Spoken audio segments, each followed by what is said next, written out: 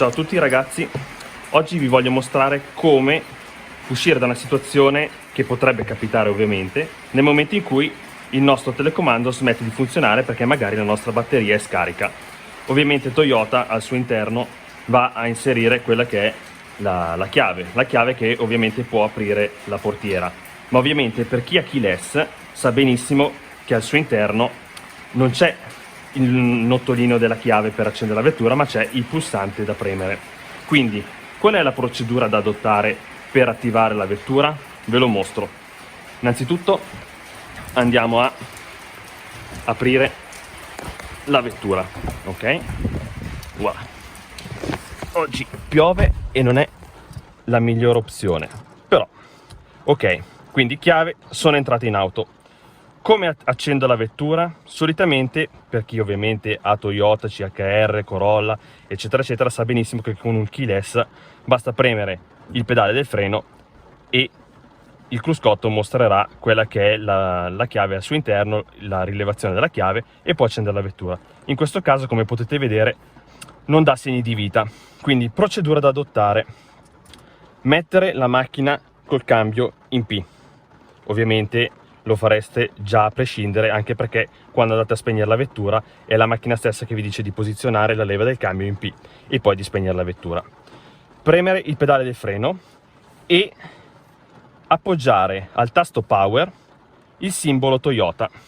Vediamo cosa andrà a fare.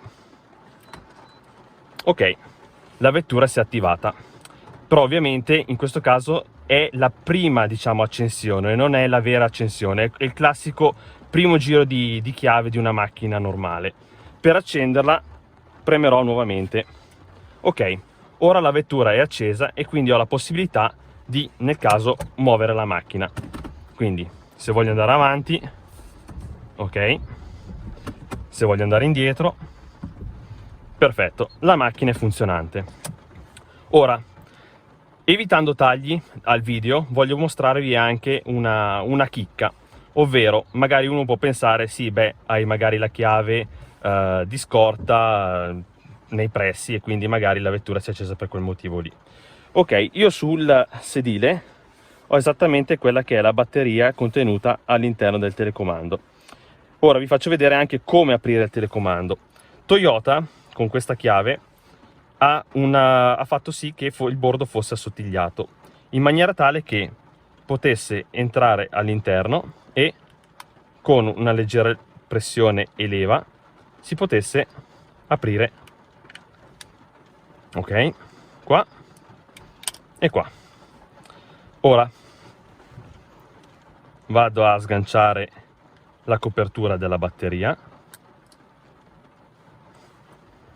e ad inserire la nostra pila con il più ovviamente rivolto verso il centro.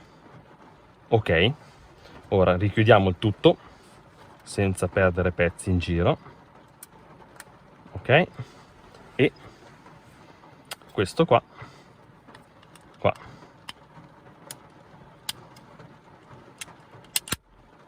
bene. Ora il nostro telecomando è funzionante e sarà funzionante, lo scopriremo subito. Nel momento in cui io andrò a pigiare il pedale del freno, vedremo che la chiave verrà rilevata e quindi avrò la possibilità di accendere normalmente la vettura. Premo start e l'auto si avvia normalmente. Questo è un trick che potrà tornarvi utile in queste situazioni, ovviamente si spera di no, però in questo caso sarete istruiti. Mi raccomando, da qui è tutto, iscrivetevi al canale. Ciao!